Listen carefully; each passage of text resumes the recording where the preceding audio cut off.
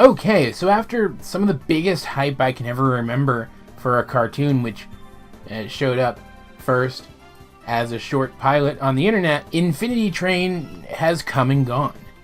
It's over already. For those who don't know, it aired every evening last week, 2 episodes a night, making it, at least as far as I know, Cartoon Network's second miniseries to follow such a format after Over the Garden Wall. For those of you who missed it, if I'm not mistaken, at least part of it is available on the Cartoon Network website and app, and of course you can pirate it from multiple locations on the internet, just like pretty much everything nowadays. Also, for those of you who don't know, I already talked about the first episode of the miniseries, and by episode in this context I mean the first 11-minute segment, because I guess technically you could consider episodes 1 and 2 as a single episode in 2 parts, as they did air back-to-back at the same time. But I did talk about that first episode, the grid car, in an individual review, though that video was primarily just my first impressions of the series and a little bit of a comparison between it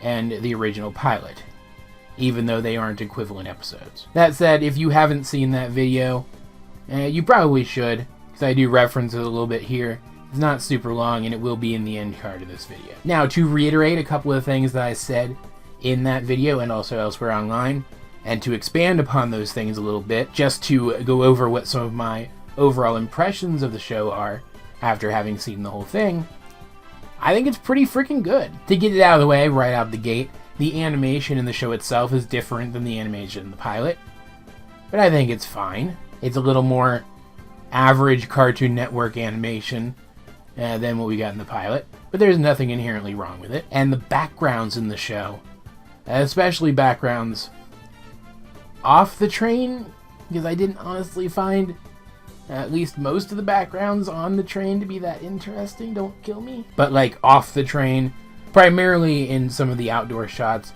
that we got at the very beginning of the first episode when Tulip's walking around with one of her friends, and also in the realm through which the train travels. They're just fantastic. They're epic in scope, and I love the almost painted style of them. Tulip herself has a pretty interesting design. It tells you a lot about her right out of the gate, as do her 2 stalwart traveling companions, the not altogether there robot 1-1, and by far the best thing about the show overall, King Atticus, ruler and uniter of the Pembrokes and the Cardigans. Like, he's literally just a talking corgi with a crown, and I absolutely adore it. I love everything about this guy. I will also say, as I am reiterating things from that other video I made on the actual miniseries, I still feel that the way that the pilot was structured promised a different kind of show than the one that we actually got. I feel that that pilot was structured such that it led myself and many other potential fans of this show to assume that it was a snippet of an overall mystery-oriented show which just happened to have some higher action in it, leading myself and some other prospective fans to believe that that's what the show was going to be, a primarily mystery-oriented show which just had some action elements sprinkled in there from time to time, and that's not what we got. We got an action-adventure show that had some mystery components to it, mostly scattered around in the background, and also a heavy lean on the characters occasionally solving puzzles. And I want to remind you guys that I did say that this show is really good.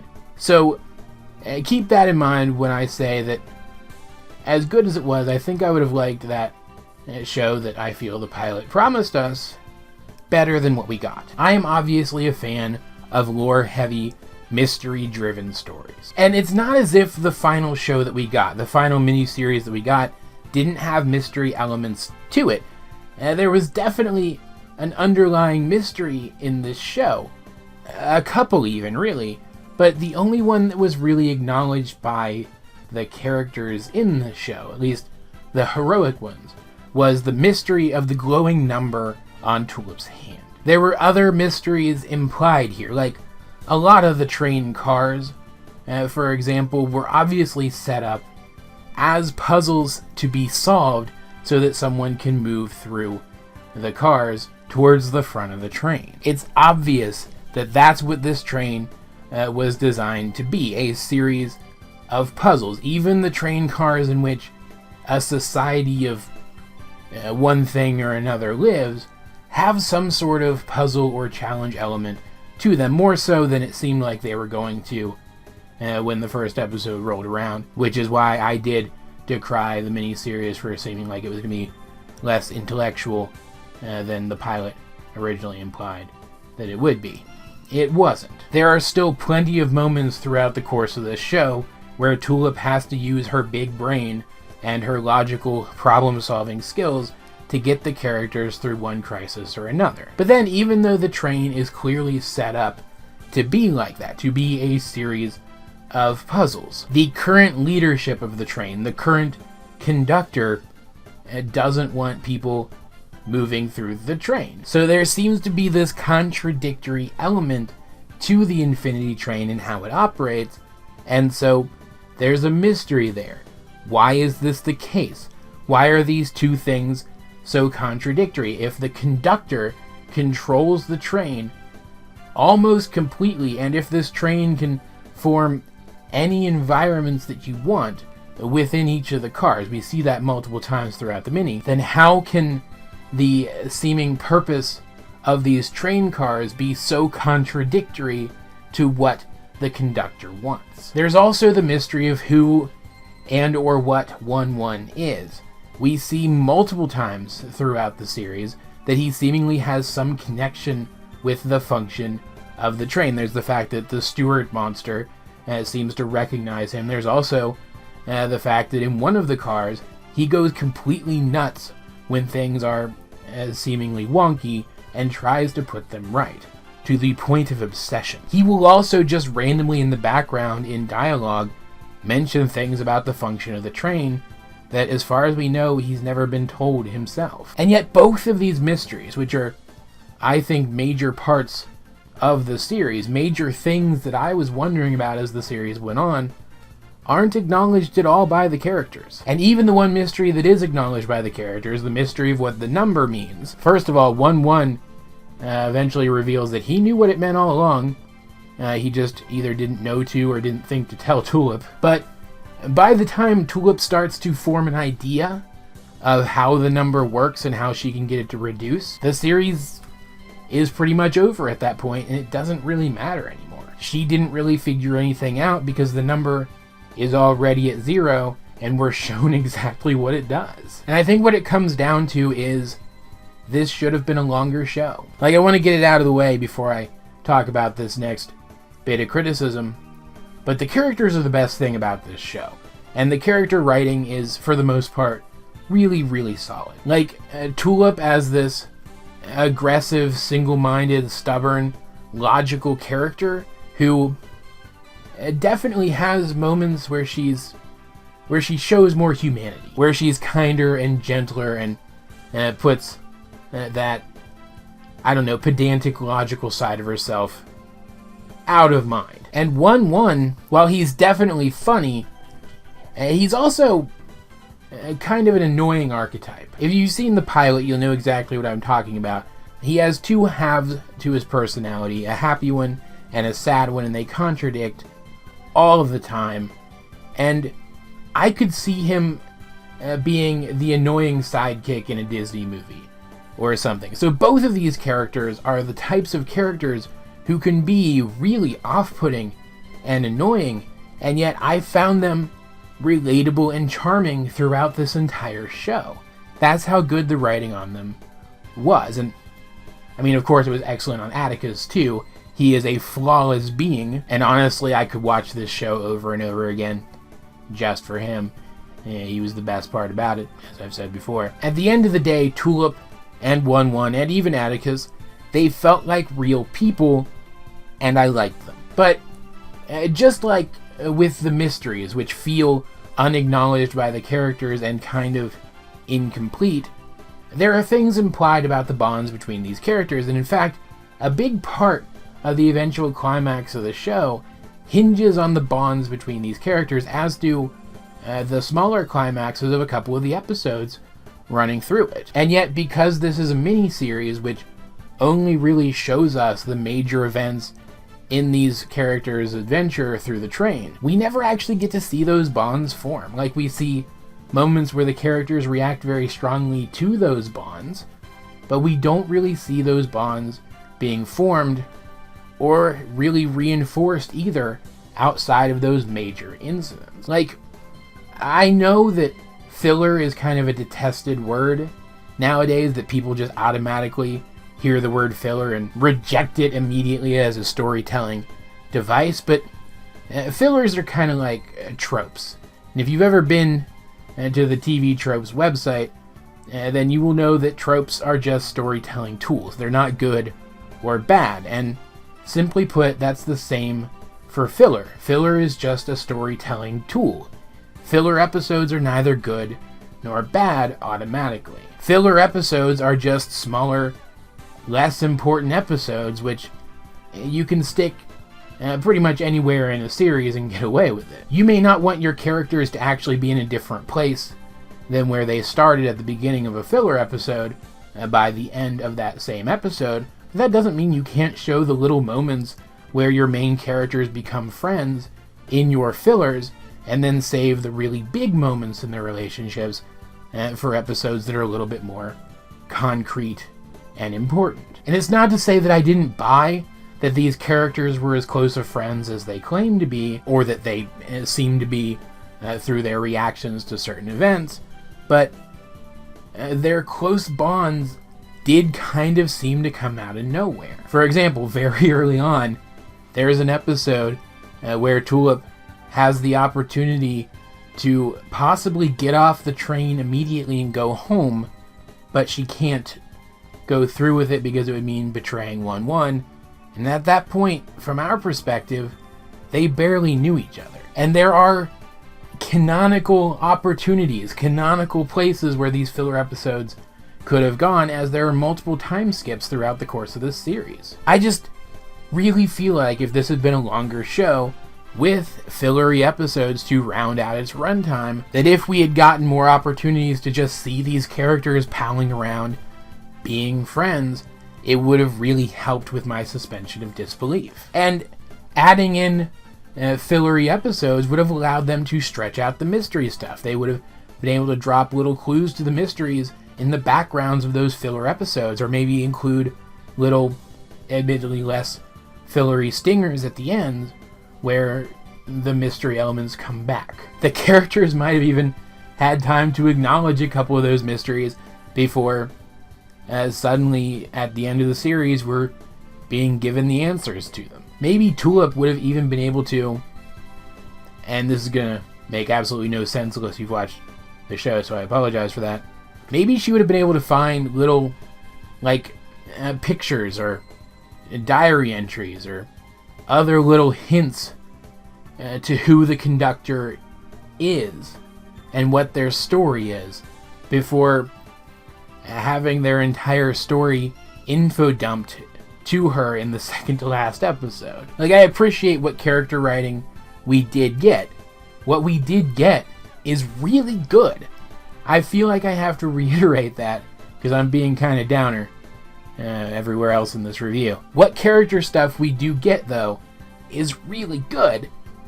And that's part of the reason why I wish we'd seen more of it. Especially considering the themes of this show, which are probably the most interesting part. This is a bit of a minor spoiler, and honestly it's not the last spoiler that's going to be in this review, but I'll warn you when the big spoilers are coming.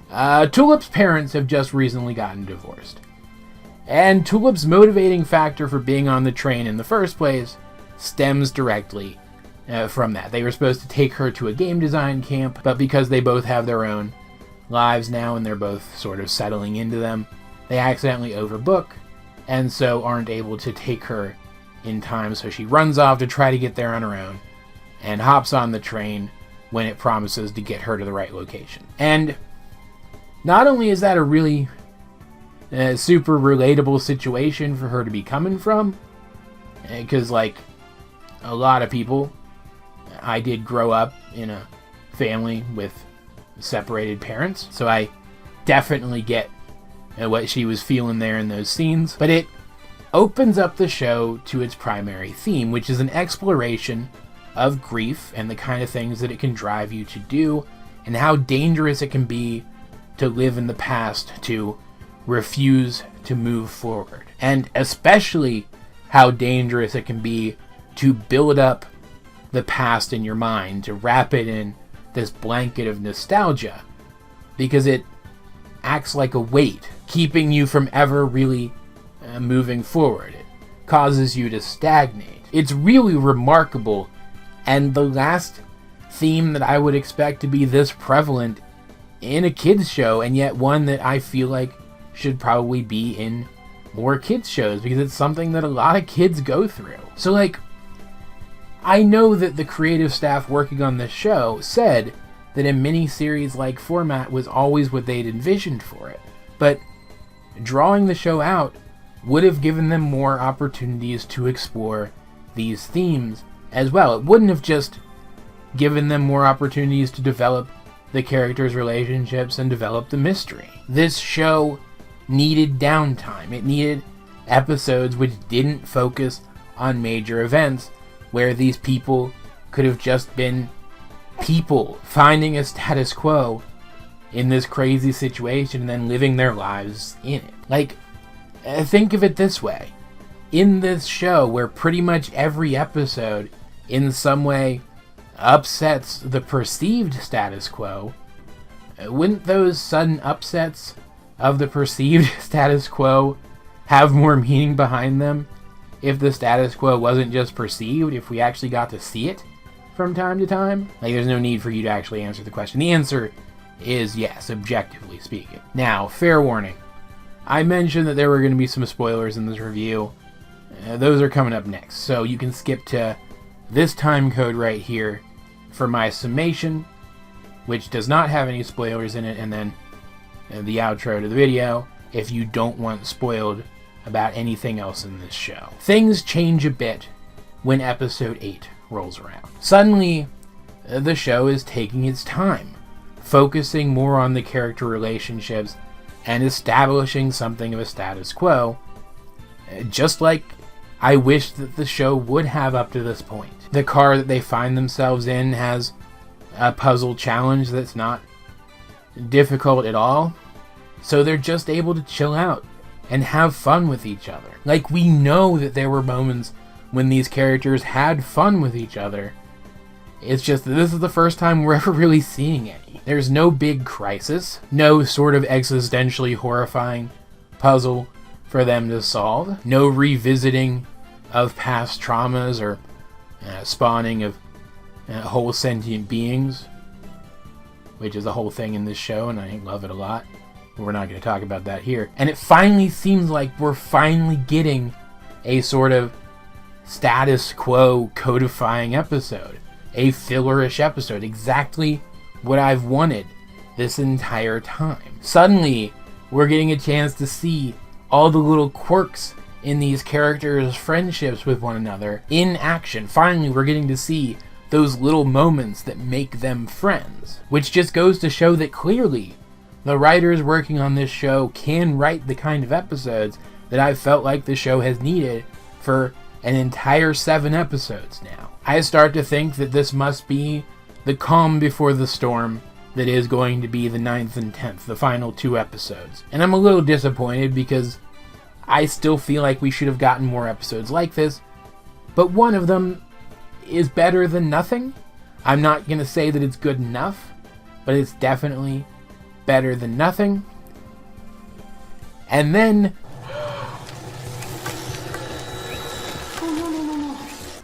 what?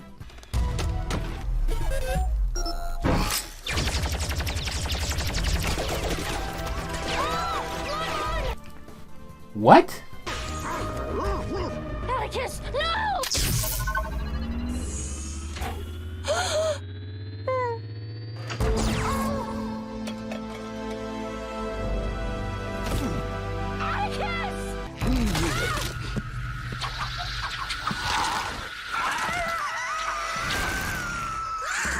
What? This was almost too much for me. I almost wasn't able to keep watching the show. after this. Not because there's necessarily anything wrong with what happened here, just that, I mean, it hit me really freaking hard and not entirely in the right way. For those who didn't quite understand what was going on in those clips I just showed you, the tone of this episode completely changes all at once. We get what is admittedly a fantastic metaphor for the death of childhood innocence, but in the process of doing so, the show not only seemingly kills off Atticus, but it also subjects us to body horror involving what appears to be his literal corpse. Like, there's been body horror in the kids shows that I've watched before, but this is a particularly egregious example. This is happening to a character that we've been following and that we've been loving and adoring for multiple episodes now. Oh, and they also literally shot a dog on screen. Like, I know it was basically just in silhouette, but still, what the hell? Like, sure, it's super effective. People hate it when dogs get hurt in TV and movies. It's why the plight and the subsequent vendetta of the title character of the first John Wick movie is so compelling, and why we find him so sympathetic a character. And don't get me wrong, I'm all for darkness in kids shows, but this was almost too much for me. I can't imagine what a kid watching this would feel. And don't get me wrong, I'm not saying that this is ineffective, because it's certainly effective, but it feels cheap. It's like winning a fight by kicking your opponent in the crotch. Yeah, you won, but it's not fair, and I don't necessarily respect it as a tactic. This entire episode, the way that it started, the way it played out up until that big tonal shift, like, the writers obviously went into overdrive mode, making us feel for these characters and sympathize with these characters and like these characters to heighten the emotional impact of this happening when it happened. And to a point, I respect that, but on the other hand, I hate them forever. It feels super harsh. Not it felt super harsh. It still feels super harsh. I still don't know how I feel about this. I'm still reeling from it. And again, I'm not sure if that's a good thing. I'm not sure if I'm reeling from it in a good way. Thankfully, though, we do get Atticus back. As soon as the very next episode, it's revealed that we can get him back. And holy crap, was that a relief. And I gotta say, the way Tulip reacted to losing Atticus, and then the way that she reacted to the prospect that he could be saved, what excellent writing. Holy crap. It felt so real and so realistic, and like I would have reacted exactly the same way in her situation. I can't recall the last time a fictional character in a cartoon felt so much like a real sympathetic person. Like, I'm not saying that there wasn't anything at all good that came from this moment.